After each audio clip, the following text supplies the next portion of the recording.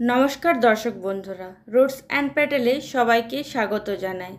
আজকে আপনাদের কাছে যে রেসিপিটা নিয়ে আমি হাজির হয়েছি সেটা আপনারা দেখে বুঝতেই পারছেন, এটা বুড়ো থেকে বাচ্চা সবার কিন্তু খুব পছন্দ।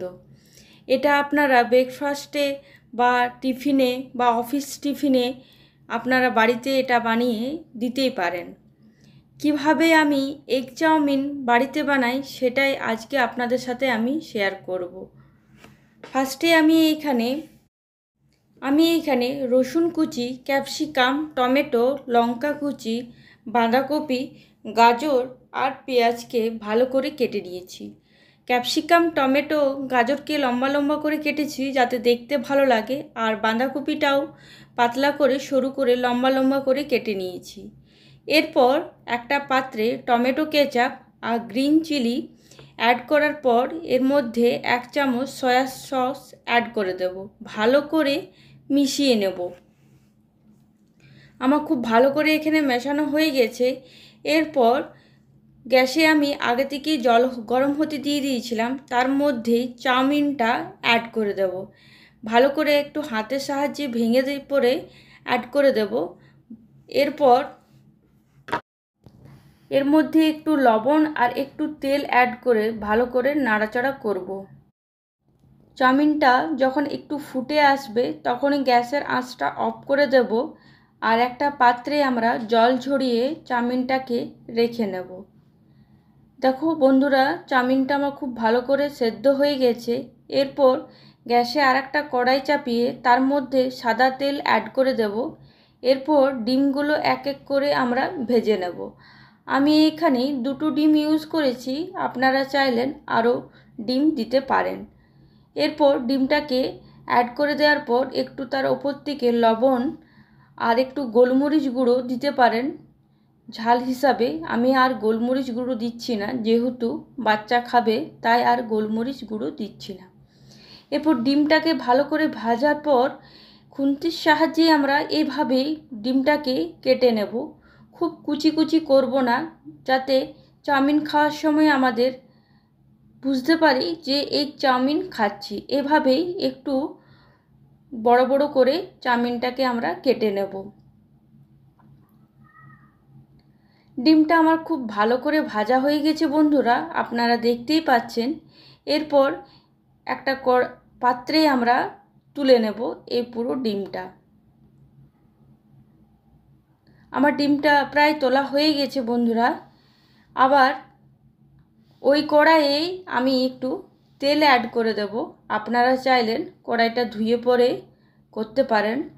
আমি কিন্তু ওই কড়াই আর একটু সাদা তেল অ্যাড করে দিলাম। এরপর রসুন কুচি আর লঙ্কা কুচি আর আদা কুচি অ্যাড করে ভালো করে নাড়াচাড়া করব।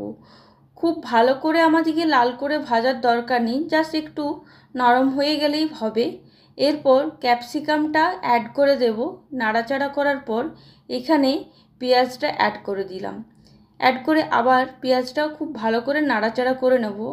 পেঁয়াজটা আমাদেরকে লাল করে ভাজার দরকার নেই, একটু পেঁয়াজটা নরম হয়ে গেলেই আমাদের হয়ে যাবে। খুব ভালো করে নাড়াচাড়া আমার হয়ে গেছে। এরপর এর মধ্যে কেটে রাখা গাজরটা অ্যাড করে দিচ্ছি। গাজরটা অ্যাড করে দেওয়ার পর 2-3 সেকেন্ড আবার ভালো করে নাড়াচাড়া করে নেওয়ার পর এরপর কেটে রাখা বাঁধাকপিটা অ্যাড করে দিলাম। বাঁধাকপিটা অ্যাড করে দেওয়ার পর আবার 2-3 সেকেন্ড ভালো করে নাড়াচাড়া করে নিচ্ছি। হাই ফ্লেমে ভালো করে নাড়াচাড়া করে নেওয়ার পর একটু লবণ অ্যাড করে দেব আর একটু হলুদ। আপনারা চাইলেন হলুদটা নাও দিতে পারেন। আমি এখানে একটু হলুদ অ্যাড করে আবার হাই ফ্লেমে খুব ভালো করে নাড়াচাড়া করব। আপনারা লবণটা আগে ইউজ করবেন না, লবণটা পরে ইউজ করবেন, না হলে সবজিগুলো নরম হয়ে যাবে। এরপর একটু গোলমরিচ দিলাম, আর যে সসটা আমরা রেডি করে রেখেছিলাম টমেটো কেচাপটা, সেটা অ্যাড করে হাই ফ্লেমে খুব ভালো করে নাড়াচাড়া করে নিচ্ছি। নাড়াচাড়া করে নেওয়ার পর এখানে চাউমিনটা অ্যাড করে দিলাম। আমি এখানে একটা কাঁচা লঙ্কা ইউজ করেছি, আপনারা চাইলেন আপনাদের ঝাল অনুযায়ী মতন ইউজ করবেন। আর আমি এখানে একটু সামান্য গোলমরিচ দিয়েছি।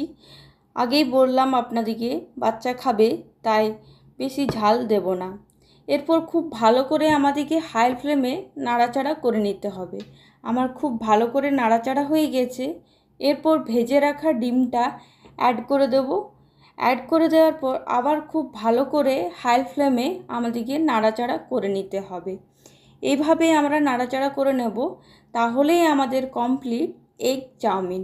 আপনাদের আমার রান্না কেমন লাগলো কমেন্টে জানাতে ভুলবেন না।